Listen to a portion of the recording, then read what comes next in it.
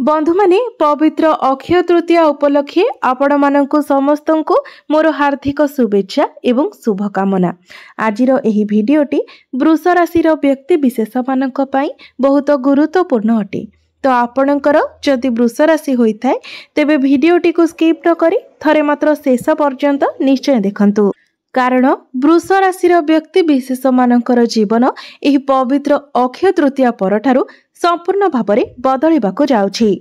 कारण ग्रह नक्षत्र मानकर चलन रे एक बहुत बड़ परिवर्तन हेबाको जाउछि। तीनोटी प्रमुख ग्रह एही अक्षय तृतीया परे निजर राशि परिवर्तन करबाको जाउछंती। देवगुरु बृहस्पतिଙ୍କ समेत राहु एवं केतु मध्य निजर राशि परिवर्तन करबाको जाउछंती। सूर्य मध्य निजर राशि परिवर्तन करबाको जाउछंती, जहा फलरे आपणक जीवन रे किछि बड़ हेबाको जाउछि। तेबे एही प्रमुख ग्रह मानकर राशि परिवर्तन फलरे आपणकर स्वास्थ्य, शिक्षा, प्रेम जीवन, वैवाहिक जीवन, भाग्य, क्यारियर एवं व्यापार वाणिज्यर स्थिति उपरे किभली प्रभाव पड़िबो, आपणक जीवन रे केउ सब परिवर्तन हेबो से विषय आजिर एही भिडियो रे आमे माने विस्तार भाबरे जानिबा। अक्षय तृतीया परे आपणक कुंडली रे नवग्रहंकर स्थिति किपरि रहिबो, नवग्रह आपणकु केउ भली फल प्रदान करिवे से विषय मध्य विस्तार भाबरे जानिबा एवं अशुभत्व प्रदान करुथिबा ग्रह मानक पई किछि विशेष प्रतिकार मध्य जानिबा। तो बंधु माने आपणकर जदि वृष राशि होइथाय तो भिडियोटी को लाइक करी चैनल टी को सब्सक्राइब करि दियंतु एवं कमेंट बॉक्स रे भक्ति एवं श्रद्धार सहित जय श्री जगन्नाथ निश्चय लिखंतु। तो बंधु माने आसंतु आरंभ करिबा आजिर एही कार्यक्रम को, जहाँकि आपणकर जन्म राशि चंद्र राशि उपरे आधारित अटे। तेबे राशि चक्रर 12 गोटी राशि मध्यरु द्वितीय राशि हेउछि वृष राशि एवं आपणकर राशिधिपति हेउछंती शुक्र। तो बंधु माने अक्षय तृतीया परे शुक्र आपणकर एकादश भावरे चलन करिवे। शुक्र आपणकर एकादश भावरे उच्चस्थ मध्य हेबे। तो आपणकर प्रथम भावरे विराजमान रहिबे गुरु। तेबे गुरु आपणकर 15 मई रे द्वितीय भाव को चलन करिवे। आपणकर तृतीय भावरे चलन करिवे मंगल। आपणकर पंचम भावरे चलन करिवे केतु एवं 18 मई को केतु आपणकर चतुर्थ भाव को चलन करिवे। यहाँ परे आपणकर एकादश भावरे चलन करिवे बुध, शुक्र, शनि एवं राहु। तेबे 18 मई को राहु आपणकर दशम भाव को चलन करिवे। आपणकर द्वादश भावरे चलन करिवे सूर्य एवं 15 मई को सूर्य आपणकर प्रथम भाव को चलन करिवे। तो सर्वप्रथम आसंतु जानि नेबा आपणकर स्वास्थ्य किपरि रहिबो एही पवित्र अक्षय तृतीया परे।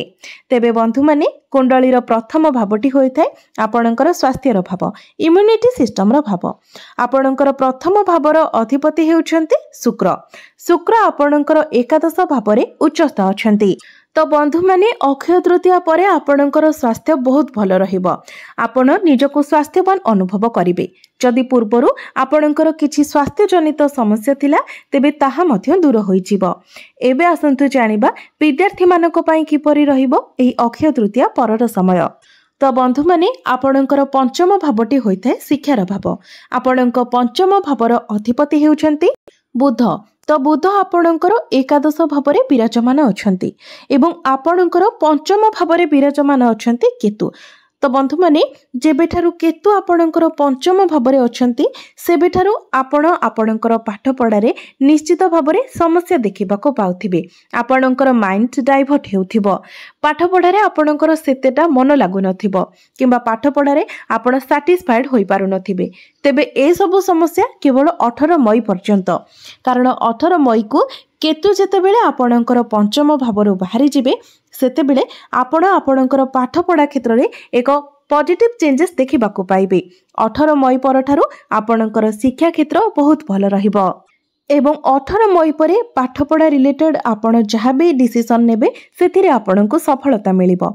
आपण जदि कोनोसी एडमिशन करंती, फॉर्म फिलअप करंती किंबा आपणकर कोनोसी एग्जाम अछि तो से सबुरे आपण सफल हेबे। एबे आसंतु जानिबा आपणकर प्रेम जीवन किपरि रहिबो एही पवित्र अक्षय तृतीया परे।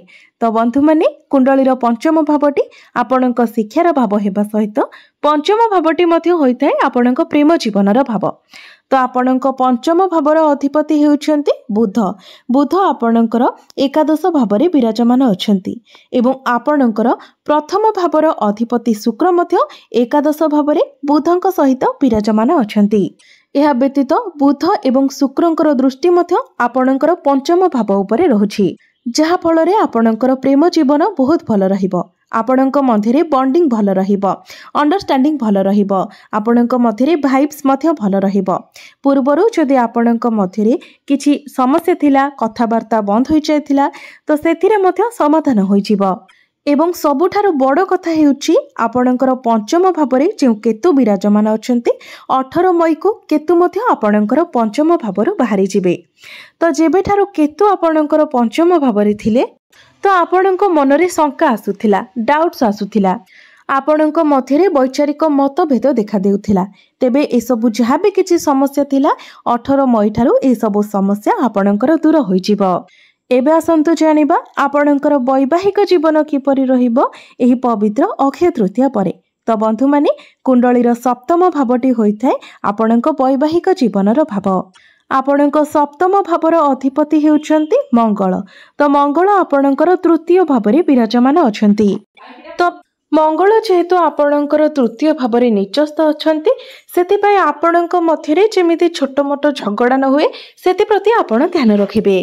बंधु माने 15 मई ठारु सूर्य आपणकर प्रथम भावरे रही आपणकर सप्तम भाव को देखिबे, जहा फलरे आपणक मध्यरे आग्रेशन रहिबो। एहा व्यतीत आपणक जीवन साथी मध्यरे मध्य टिके क्रोध स्वभाव रहिबो। तो ए सब को आपणको कंट्रोल करिवार अछि। तो वैवाहिक जीवन आपणकर अक्षय तृतीया परे एवरेज रहिबो। एबे आसंतु जानिबा सबुठारु महत्वपूर्ण विषय वस्तु आपणकर भाग्य, क्यारियर एवं व्यापार वाणिज्यर स्थिति किपरि रहिबो एही पवित्र अक्षय तृतीया परे। तो बंधु माने कुंडलीर नवम भावटी होइथाय आपणकर भाग्यर भाव। आपणकर नवम भावर अधिपति हेउछन्ति शनि। शनि आपणकर एकादश भावरे विराजमान अछन्ति। तो शनि आपणकर लाभ स्थान रे विराजमान अछन्ति। एहा व्यतीत आपणकर राशि स्वामी शुक्र मध्य आपणकर एकादश भावरे उच्चस्थ अछन्ति। तो भाग्य आपणकर बहुत भल रहुछि। तो अक्षय तृतीया परे भाग्य आपणको प्रत्येक क्षेत्र में सपोर्ट करिवो। जदि आपण किछि बड़ इन्वेस्टमेंट करबाकू चाहुचंती, आपण कोनोसी बड़ जिनिस किणा किणी करबाकू चाहुचंती, किछि बड़ कार्य आरंभ करबाकू चाहुचंती, किछि शुभ मंगलिक कार्य करबाकू चाहुचंती, तो प्रत्येक क्षेत्र में आपणको आपणको भाग्यर साथ मिलिबो। एहा व्यतीत 15 मई को गुरु आपणकर द्वितीय भाव को चलन करिवे, धन स्थान को चलन करिवे। तो आपणको विभिन्न दिगरो धन मध्य प्राप्ति हेबो। आपणको अल्प परिश्रम रे अधिक धन उपार्जन हेबो। आपणकर काउंसलिंग स्किल भल रहिबो, कम्युनिकेशन स्किल भल रहिबो। आपण आपणकर वाणी द्वारा प्रत्येक क्षेत्र में सफलता पाइबे। आपणक परिवार रे सुख शांतिर वातावरण लागि रहिबो। दीर्घ 12 वर्ष परे गुरु आपणकर द्वितीय भावरे गोचर करिवे एवं संपूर्ण 1 वर्ष पर्यंत गुरु आपणकर द्वितीय भावरे रहिबे। एबे आसंतु जानिबा आपणकर क्यारियर किपरि रहिबो एही पवित्र अक्षय तृतीया परे। तो बंधु माने कुंडलीर दशम भावटी होइथाय आपणकर क्यारियर भाव एवं आपणकर दशम भावर अधिपति मध्य शनि अटंती। शनि आपणकर एकादश भावरे विराजमान अछंती, जहा फलरे आपण हार्ड वर्क न करी स्मार्ट वर्क करबाको पसंद करिवे। आपण बहुत सचोट भावरे निजर कार्य करिवे एवं आपणकर कार्य करिवार शैली मध्य बहुत भल रहिबो। एहा सहित सूर्य जेतेबेले आपणकर प्रथम भाव को चलन करिवे तो आपण जदि चाकरी पई प्रिपेयर हेउथिले तो आपणको चाकरी मिलिबार बहुत अधिक संभावना रहुछि। अर्थात 15 मई ठारु आपणको चाकरी मिलिबार बहुत भल संभावना रहुछि। एहा सहित 15 मई परे सरकारी क्षेत्ररो आपणको लाभ प्राप्ति होई पारे। आपण जदि सरकारी क्षेत्र रे चाकरी करूछंती तो आपणकर प्रमोशन मध्य होई पारे। एहा सहित 18 मई को राहु आपणकर दशम भाव को आसीबे एवं 1.5 वर्ष पर्यंत आपणकर दशम भावरे रहिबे। राहु जेतेबेले आपणकर दशम भावरे गोचर करिवे सेतेबेले आपणकर चाकरी क्षेत्र रे किछि ना किछि परिवर्तन निश्चित भावरे आसीबो। ଏହା ବ୍ୟତୀତ ରାହୁ ଆପଣଙ୍କର ଦଶମ ଭାବରେ ରହି ଆପଣଙ୍କୁ ଚାଲାକ ଚତୁର ବନାଇବେ। ଆପଣଙ୍କର ମାଇଣ୍ଡ ସାର୍ପ ହେବ। ଆପଣ ସ୍ମାର୍ଟ ଭାବରେ ନିଜର କାର୍ଯ୍ୟଗୁଡ଼ିକୁ କରିବେ। ତ ଯେଉଁମାନେ ଟେକ୍ନିକାଲ ଲାଇନରେ ଅଛନ୍ତି, ସର୍ଜନ ଅଛନ୍ତି, ସେମାନଙ୍କୁ ବହୁତ ଅଧିକ ସଫଳତା ମିଳିବ। ଏସବୁ କ୍ଷେତ୍ରରେ ସେମାନେ ବହୁତ ଅଧିକ ସଫଳତା ପାଇବେ।